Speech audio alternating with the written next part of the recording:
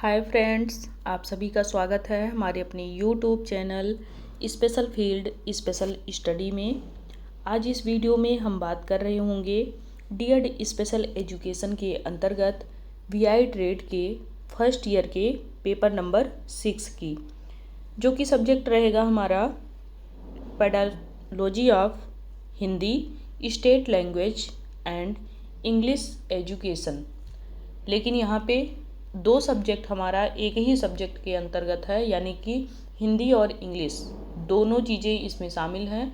तो यहाँ पे हम पार्ट 1 यानी कि पेडालॉजी ऑफ हिंदी, इसको हम यहाँ पे करेंगे और इसी से संबंधित हम लोग यहाँ पे ऑब्जेक्टिव टाइप क्वेश्चन करेंगे। अभी तक हम लोगों की जो ऑब्जेक्टिव टाइप क्वेश्चंस की वीडियो हैं वो आप लोग देख सकते हैं कि 3 वीडियो पड़ चुकी है, जिसमें 20-20 क्वेश्चंस आप लोगों को कराए गए हैं, यानी कि 60 क्वेश्चंस आपके कंप्लीट हो चुके हैं। और आज इस वीडियो में आप लोगों को 20 क्वेश्चंस और कराए जाएंगे, जिसमें आप लोग ये वीडियो देख करके अपने आने वाले एग्ज़ाम की तैयारी अच्छे से करेंगे। तो चलिए हम लोग शुरू करते हैं।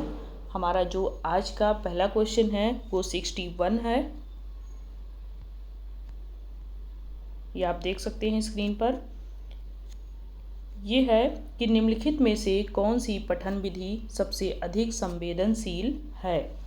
तो पहला यहाँ पे आपका ऑप्शन है धीरे धीरे पढ़ना। पठन विधि की क्या ये सबसे अधिक संवेदनशील विधि है, या फिर जोर जोर से पढ़ना, या फिर बार बार पढ़ना, या फिर समय समय पर पढ़ना। तो यहाँ पे ऑप्शन नंबर आपका पहला सही हो जाएगा, धीरे धीरे पढ़ना। ये पठन विधि की सबसे अधिक संवेदनशील विधि है। आगे हम बात करेंगे क्वेश्चन नंबर 62 की, कि अनुच्छेद लेखन में कौन सा तत्व सबसे महत्वपूर्ण होता है। तो अनुच्छेद लेखन में सबसे महत्वपूर्ण क्या है? क्या वो व्याकरण है? नंबर 2 शब्द संग्रह, नंबर 3 विचारों का क्रमबद्धता से प्रस्तुतिकरण, या फिर डी चित्रण। तो यहाँ पे आपका ऑप्शन नंबर सी सही हो जाएगा, विचारों का क्रमबद्धता से प्रस्तुतिकरण। नेक्स्ट आपका क्वेश्चन नंबर 63 है कि निम्नलिखित में से कौन सा लेखन स्थिति को सबसे अधिक बढ़ावा देता है। पहला ऑप्शन है आत्मविश्वास, दूसरा है शब्दों का ज्ञान, तीसरा है अभ्यास, चौथा है पाठ्यक्रम। तो यहाँ पे ऑप्शन नंबर सी सही हो जाएगा, अभ्यास।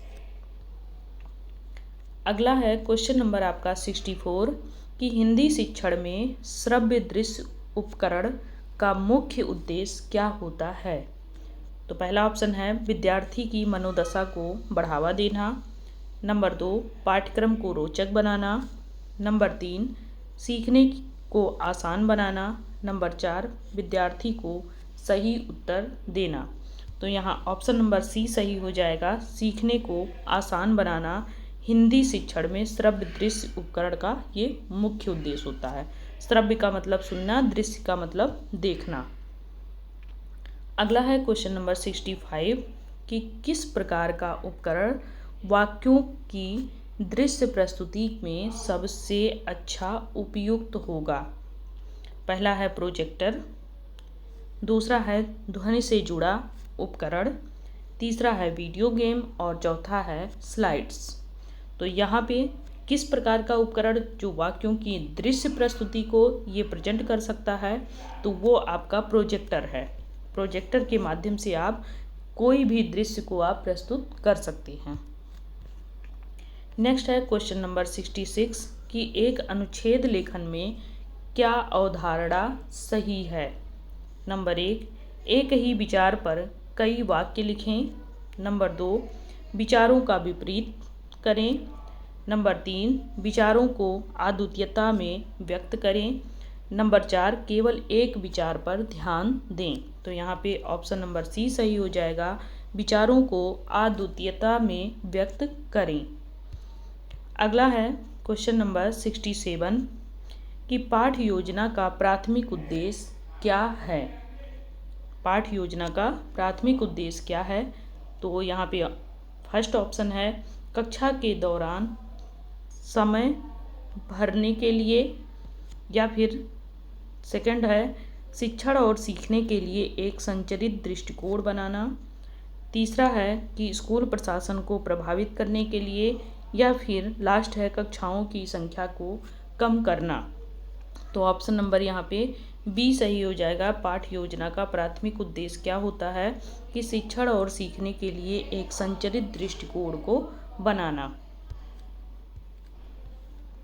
अगला है क्वेश्चन नंबर 68 कि निम्नलिखित में से कौन सा पाठ योजना का लाभ नहीं है? तो पहला ऑप्शन हो जाएगा शिक्षक का आत्मविश्वास बढ़ता है, दूसरा है सुसंगत शिक्षण मानकों को सुनिश्चित करता है, तीसरा है मूल्यांकन की आवश्यकता समाप्त हो जाती है, और चौथा है बेहतर समय प्रबंधन की सुविधा देता है। तो यहाँ पे आपका ऑप्शन नंबर सी सही हो जाएगा, मूल्यांकन की आवश्यकता समाप्त हो जाती है। अगला है प्रश्न नंबर 69। ये आपका प्रश्न कहता है कि पाठ योजना का कौन सा दृष्टिकोण अंतिम लक्ष्यों और सीखने के परिणामों पर ध्यान केंद्रित करता है? तो पहला ऑप्शन है कि ऊपर से नीचे तक दृष्टिकोण, दूसरा है नीचे से ऊपर की ओर दृष्टिकोण, चौथा है पिछड़ी रूपरेखा और तीसरा है पिछड़ी रूपरेखा और चौथा है आगे की ओर रूपरेखित। तो यहाँ पे ऑप्शन नंबर सी सही हो जाएगा आपका, पिछड़ी रूपरेखा। पाठ योजना का कौन सा दृष्टिकोण अंतिम लक्ष्यों और सीखने के परिणामों पर ध्यान केंद्रित करता है? तो पूर्व ज्ञान। अगला है प्रश्न नंबर 70 कि कौन सी पाठ योजना पद्धति विद्यार्थियों की रुचियों और आवश्यकताओं पर ध्यान केंद्रित है? तो क्या वो विषय केंद्रित दृष्टिकोण है, या शिक्षक केंद्रित दृष्टिकोण है, या शिक्षार्थी केंद्रित दृष्टिकोण है, या फिर विषय केंद्रित दृष्टिकोण है? तो यहाँ पे ऑप्शन नंबर सी सही हो जाएगा कि शिक्षार्थी केंद्रित दृष्टिकोण है, या फिर बालक यहाँ आ जाए लिखा हुआ, या विद्यार्थी आ जाए तो आपका सही होगा ऑप्शन नंबर सी। नेक्स्ट है क्वेश्चन नंबर 71 कि पाठ योजना प्रारूप में आमतौर पर क्या शामिल होता है? नंबर 1 सीखने के उद्देश्य, शिक्षण विधियाँ और मूल्यांकन, या फिर शिक्षक का वेतन विवरण, या फिर छात्र उपस्थिति रिकॉर्ड, या फिर स्कूल की नीतियाँ। तो आप देख रहे हैं नीचे से ये तीनों आपके जितने भी ऑप्शन हैं ये आपके रॉन्ग हैं और निगेटिव हैं। ऊपर का ऑप्शन सही है, सीखने के उद्देश्य, शिक्षण विधियाँ और मूल्यांकन। अगला है क्वेश्चन नंबर 72 कि निम्नलिखित में से कौन सी विस्तृत पाठ योजना की क्षमता है? तो पहला ऑप्शन है शिक्षण में रचनात्मकता को सीमित करता है, दूसरा है कक्षा में लचीलापन कम हो जाता है, तीसरा है पाठ के लिए एक स्पष्ट रोड मैप प्रदान करता है, और चौथा है तैयारी में कम समय लगता है। तो ऑप्शन नंबर यहाँ पे सी सही हो जाएगा, पाठ के लिए एक स्पष्ट रोड मैप प्रदान करता है, क्योंकि जो ये पाठ योजना है इसकी विस्तृत क्षमता यही है कि पाठ के लिए एक स्पष्ट रूपरेखा प्रदान करे। अगला है क्वेश्चन नंबर 73 कि कठोर पाठ योजना की एक संभावित कमजोरी क्या है? तो क्या वो छात्रों की सहभागिता में वृद्धि है, या कक्षा की गतिशीलता के प्रति अनुकूलनशीलता का अभाव है, या फिर बेहतर शिक्षण परिणाम है, या शिक्षकों की तैयारी में वृद्धि है? तो यहाँ पे ऑप्शन नंबर बी सही हो जाएगा, कक्षा की गतिशीलता के प्रति अनुकूलनशीलता का अभाव। ये कठोर पाठ योजना में शामिल नहीं होना चाहिए। अगला है क्वेश्चन नंबर 74 कि प्रभावी पाठ योजना में पहला कदम क्या है? ये क्वेश्चन है आपका कि जब भी आप किसी पाठ योजना को लागू करने चलें तो वहाँ पे आप सबसे पहले क्या करेंगे? क्या शिक्षण सहायक सामग्री का चयन करेंगे, या सीखने के उद्देश्यों को परिभाषित करना, या फिर आकलन तैयार करना, या कक्षा का समय निर्धारित करना? तो सबसे पहले जब हम ऐसी योजना बनाएंगे जो कि हम किसी बच्चे को लाभ पहुंचा सकें, तो सीखने के उद्देश्य को वहाँ पे हम परिभाषित करेंगे। ये ऑप्शन सही हो जाएगा। अगला है क्वेश्चन नंबर 75 में ये कहा जा रहा है कि किस चरण में यह निर्धारित करना शामिल है कि विद्यार्थियों की समझ को कैसे मापा जाए। नंबर 1 उद्देश्य निर्धारण के माध्यम से, नंबर 2 कार्यान्वयन, नंबर 3 मूल्यांकन योजना और नंबर 4 सामग्री चयन। तो यहाँ ये पूछा गया कि किस चरण में ये निर्धारित करना शामिल है कि विद्यार्थियों की समझ को कैसे मापा जाए, तो वो मूल्यांकन योजना के माध्यम से। ऑप्शन नंबर सी सही हो जाएगा।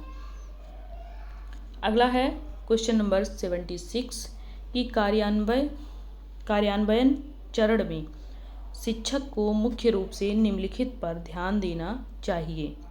नंबर 1 अन्य शिक्षकों की पाठ्य योजनाओं की समीक्षा करना, नंबर 2 नियोजित गतिविधियों और निर्देशों को लागू करना, नंबर 3 नया पाठ्यक्रम लिखना और नंबर 4 पिछले मूल्यांकन का ग्रेडिंग करना। तो यहाँ पे ऑप्शन नंबर बी सही हो जाएगा, नियोजित गतिविधियों और निर्देशों को लागू करना।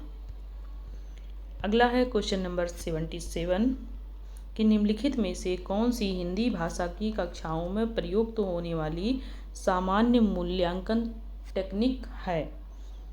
क्या वो बहुविकल्पीय परीक्षण है, या फिर मौखिक परीक्षाएं हैं, या समूह चर्चा है, या फिर उपरोक्त सभी। तो यहाँ पे बच्चों में जो हिंदी भाषा की कक्षाएं प्रयुक्त की जाती हैं उसकी जो मूल्यांकन टेक्निक है वो बहुविकल्पीय भी है, मौखिक भी है, समूह चर्चा भी है। तो इसमें सभी ऑप्शन सही हो जाएगा। अगला है क्वेश्चन नंबर 78 कि हिंदी मूल्यांकन में मौखिक परीक्षा का क्या लाभ है। नंबर 1 उन्हें ग्रेड करना आसान है, नंबर 2 उन्हें उच्चारण और बोलने के कौशल का आकलन करते हैं, सी है उन्हें किसी तैयारी की आवश्यकता नहीं होती है, और डी है वे छात्रों के लिए कम तनावपूर्ण है। तो यहाँ ऑप्शन नंबर बी सही हो जाएगा आपका कि वे उच्चारण और बोलने के कौशल का आकलन करते हैं। हिंदी मूल्यांकन में मौखिक परीक्षा का ये प्रमुख लाभ है। नेक्स्ट है क्वेश्चन नंबर 79 कि वास्तविक जीवन की परिस्थितियों में किसी छात्र की हिंदी का उपयोग करने की क्षमता का आकलन करने के लिए कौन सी मूल्यांकन टेक्निक सर्वोत्तम है। नंबर 1 लिखित परीक्षा, नंबर 2 भूमिका निभाने वाली गतिविधियाँ, या फिर नंबर 3 मिलान अभ्यास, या नंबर 4 सत्य या असत्य प्रश्न।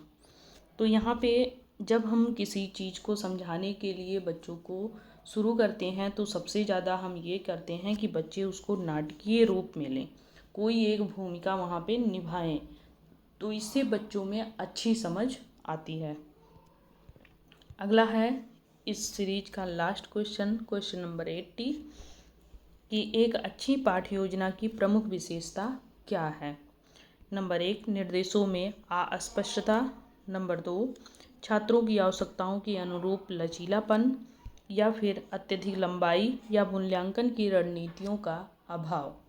तो यहाँ पे ऑप्शन नंबर बी सही हो जाएगा, छात्रों की आवश्यकताओं के अनुरूप ही जो पाठ है उसकी योजना बना करके उन बच्चों को पढ़ाना। तो ये आपके 80 क्वेश्चंस तक कवर हो चुके हैं पेडालॉजी ऑफ हिंदी सब्जेक्ट से। बाकी आपके कुछ प्रश्न और बच रहे हैं जिसमें आप लोगों को 86 प्रश्न हैं, तो इसी वीडियो में इसको भी कवर कर दिया जा रहा है ताकि इस 6 क्वेश्चंस के लिए आपको नेक्स्ट वीडियो देखनी ना पड़े, इसी में आप लोगों का कवर भी हो जाए। तो यहाँ पे देखेंगे हम 81 क्वेश्चन है आपका कि पाठ योजना में चिंतन एक महत्वपूर्ण भाग क्यों है। तो फर्स्ट ऑप्शन है कागजी कार्यवाही पूरी करने के लिए, सेकेंड ऑप्शन है आपका पिछले अनुभवों के आधार पर भविष्य की पाठ योजनाओं में सुधार करना, थर्ड है प्रशासनिक आवश्यकताओं को पूरा करने के लिए, और फोर्थ है छात्रों को व्यस्त रखने के लिए। तो यहाँ पे ऑप्शन नंबर बी सही हो जाएगा। पिछले अनुभवों के आधार पर भविष्य की पाठ योजनाओं में सुधार करना। अगला है क्वेश्चन नंबर आपका 82 कि निम्नलिखित में से कौन पाठ योजनाओं को पाठ्यक्रम मानकों के साथ संरेखित करने में मदद करता है।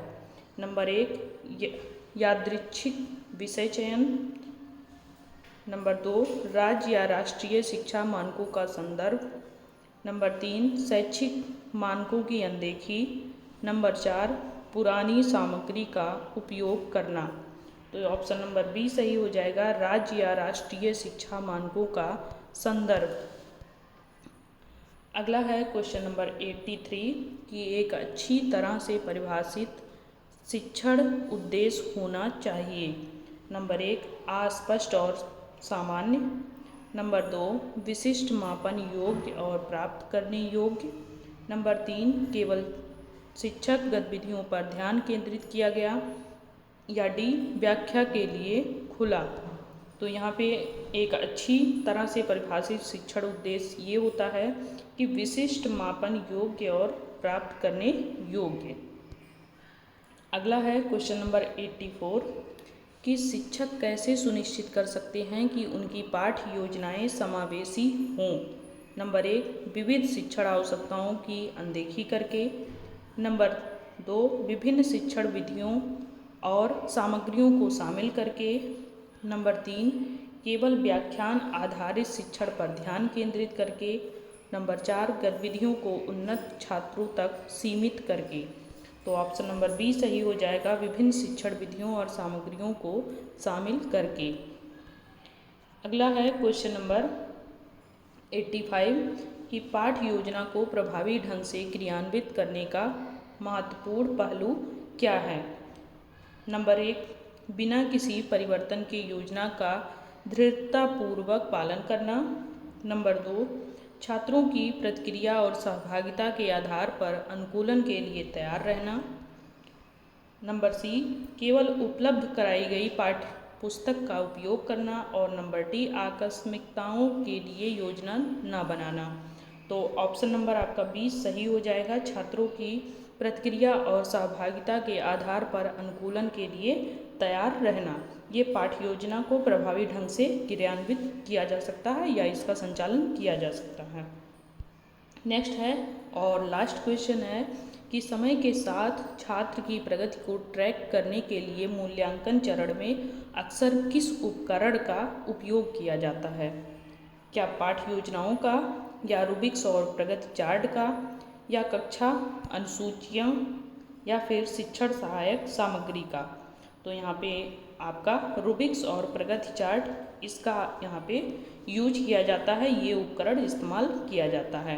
तो इसमें आपके 86 क्वेश्चंस कवर कराए गए हैं इस वीडियो में। आप लोग देखना ना भूलें ताकि आने वाले समय में जो एग्ज़ाम होने वाले हैं उसमें आप लोग बेहतर ढंग से तैयारी कर सकें। तो तब तक के लिए बहुत बहुत धन्यवाद। नेक्स्ट हम किसी वीडियो में मिलेंगे किसी अन्य सब्जेक्ट के साथ में। तब तक के लिए बाय बाय, टेक केयर।